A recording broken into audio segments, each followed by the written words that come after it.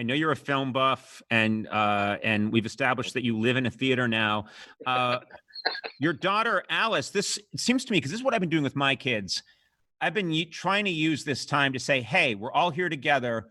You're going to watch some of the great movies with me, and they do, and they really like them. What have you been showing your daughter? What kind of stuff have you been showing her? It's been amazing. I've been showing her a lot of the movies that I grew up on. So I've shown her Groundhog Day. She loved it.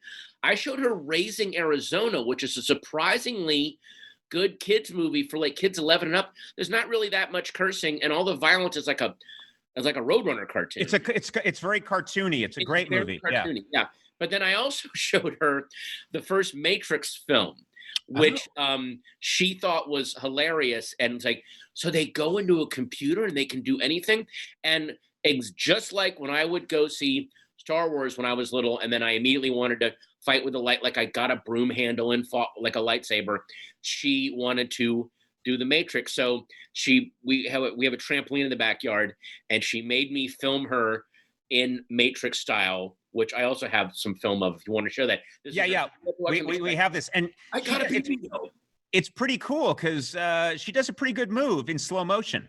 Yeah, she kind of lands a move. So if you want to, check that out. Let's put that up right now. Take a look.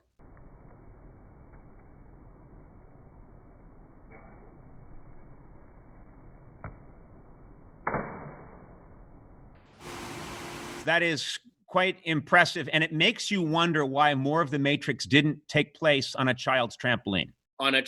Exactly. Why didn't they use that more? And why didn't they have the thing where, I mean, she basically figured out a way to do frozen bullet time. Yeah. She freezes her bullet in the net. Net. Yeah. They're spending way too much money on those films. They don't you just need a net and a trampoline. Tell me how the movie looks any better than that movie that I just shot. I mean, seriously. I have a good recommendation for people out there, for you too. I watched this the other day. I had a craving for kind of a cheesy movie. Mm-hmm. I wanted to kind of hate watch something. So Death Wish 3. Wish 3, I'm telling you, yes, Charles Bronson arrives in New York City.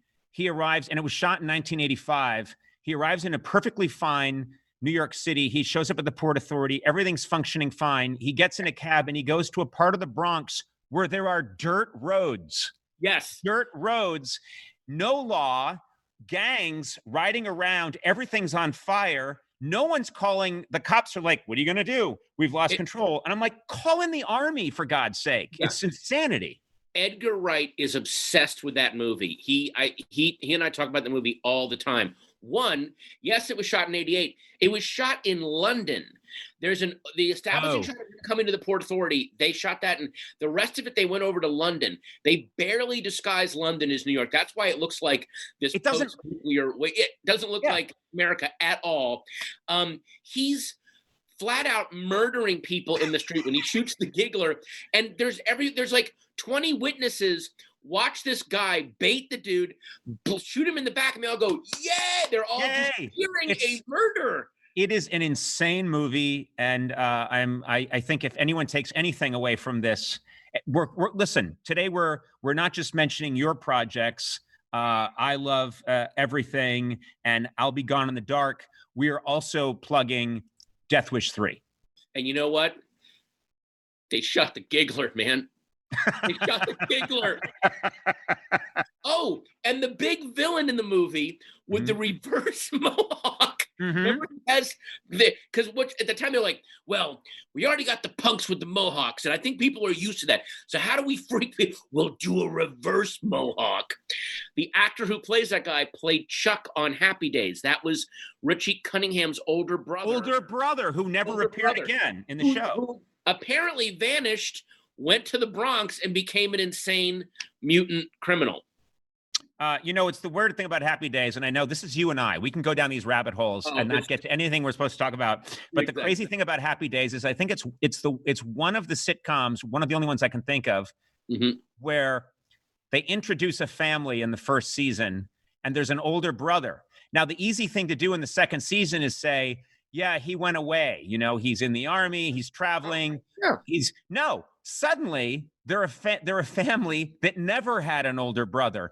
and it's scary. It's scary. Yeah, it was. And I wonder how many people that scarred, like, were their kids like, if I misbehave, can my family just kind of vanish me or disappear me? Yeah, like in the pictures, like they Stalin that dude out of that. He's just airbrushed out of everything. It's so creepy.